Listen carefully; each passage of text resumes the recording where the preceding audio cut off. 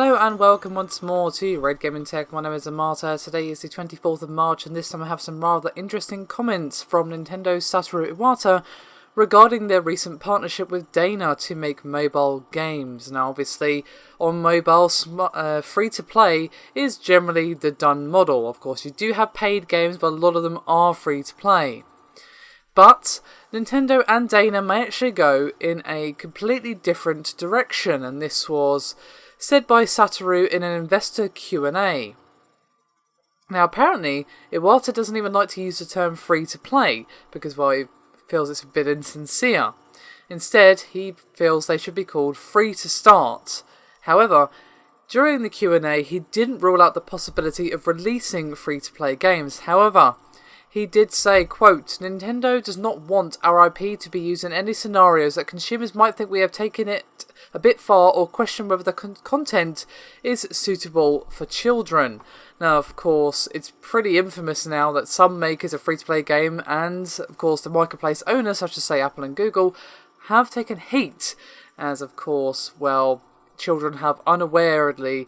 Is that even a word? Well, unawares, racked up, thousands of dollars in microtransactions, and, well, both Apple and Google have agreed to pay millions of dollars in settlements of complaints brought to the US Federal Trade Commission regarding this.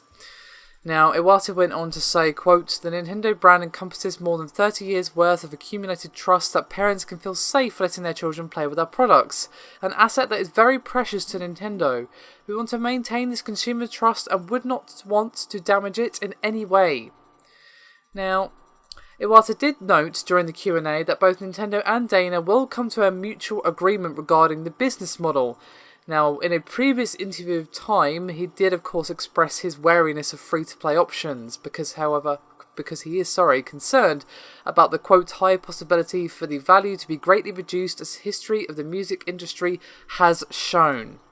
And then Iwata went on to say, quote, "While we want to consider how to encourage as many people as possible to accept our offerings, Nintendo, on the other hand, is a bit of a contrarian.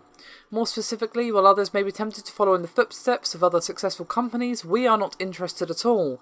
We will take a variety of approaches by repeatedly discussing with DeNA President and CEO Mr. Moriyasu such things as where there is room for improvement and whether we can create a brand new business model. I thought it would be premature for me to share my aspirations, so I did not include them in my presentation. It would be great if the two companies could jointly invent a brand new business model."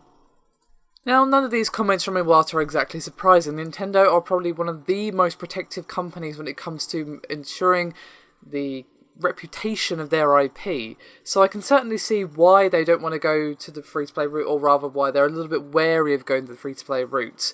It is true that in the eyes of a lot of parents, Nintendo is a trusted company and they know they can plonk them in front of a Mario game or whatever, or they can sit down and play a Mario game with them and know that there's not going to be anything untoward or what have you. So if they start going free to play and then they start getting embroiled in, things with children racking up free to play bills and all this, it's not exactly good for their IP to be damaged in such a way, especially in the eyes of such a protective company as Nintendo. Although I am really curious as to what this new business model could actually be. I'm really, really curious. Perhaps a limited version will be free and you can pay for the full version or something like that, but no microtransactions. We just don't know.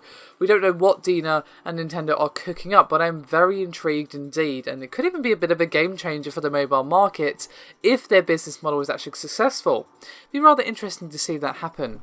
Regardless, do let me know your thoughts and opinions on anything discussed in this video, and I'll see you next time.